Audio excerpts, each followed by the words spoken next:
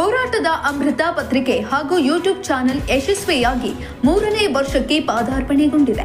ಮಂಗಳೂರು ಕುಲಶೇಖರ ಕಕ್ಕೆಬೆಟ್ಟು ನಿವಾಸಿಗಳ ಗೋಳು ಕ್ಷಿಪ್ರವಾಗಿ ಪರಿಹರಿಸಿದ ಡಿಸಿಪಿ ರವಿಶಂಕರ್.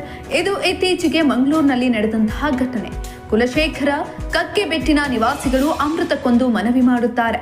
ಕೈಕಂಬ ಗುರುಪುರ ಕಡೆಯಿಂದ ಮಂಗಳೂರಿನ ಶಕ್ತಿನಗರ ಯಯ್ಯಾಡಿ ಕಡೆಗೆ ಅಕ್ರಮವಾಗಿ ಹೋಗುವ ಮರಳು, ಕೆಂಪುಕಲ್ಲು, ಜಲ್ಲಿ ಸಾಗಿಸುವ ಲಾರಿ, ಟಿಪ್ಪರ್ಗಳು ವೀರನಾರಾಯಣ ದೇವಸ್ಥಾನದ ಮುಂಭಾಗದಿಂದ ಕಕ್ಕೆಬೆಟ್ಟಿಗಾಗಿ ಶಕ್ತಿನಗರ ರೋಡ್ಗೆ ಸೇರುತ್ತದೆ.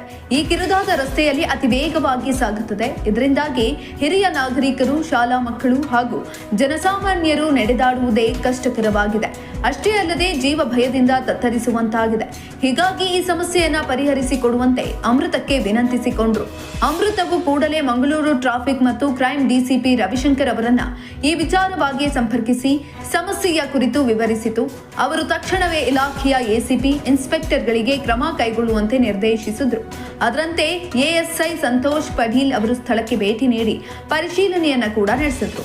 ಅಲ್ಲಿ ಸಮಸ್ಯೆ ಇರುವುದು ಅವರಿಗೆ ಮನವರಿಕೆಯಾಗಿ ಈ ಬಗ್ಗೆ ಡಿಸಿಪಿ ಅವರಿಗೆ ವರದಿ ಸಲ್ಲಿಸಿದ್ರು.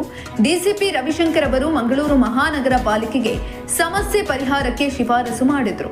ಮಂಗಳೂರು ಮಹಾನಗರ ಪಾಲಿಕೆಯ ಸೂಪರಿಂಟೆಂಡೆಂಟ್ ಇಂಜಿನಿಯರ್ ನರೇಶ್ ಶೆಣೈ ಅವರು ತಕ್ಷಣವೇ ಕ್ರಮಕ್ಕೆ ಮುಂದಾಗಿ ಎಇ ಕಿರಣ್ ಅವರಿಗೆ ನಿರ್ದೇಶನವನ್ನ ನೀಡಿದ್ರು.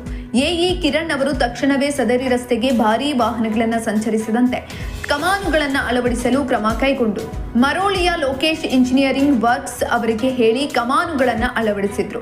ಆ ನಂತರದಲ್ಲಿ ಕಳ್ಳ ಸಾಗಾಣೆಕೋರರು ಅಡ್ಡಿಪಡಿಸಿದ್ರು ಕೂಡ ಲೆಕ್ಕಿಸದೆ ಎಎಸ್ಐ ಸಂತೋಷ್ ಪಡೀಲ್ ಅವರು ಕಮಾನು ಅಳವಡಿಸುವಲ್ಲಿ ಯಶಸ್ವಿಯಾದರು.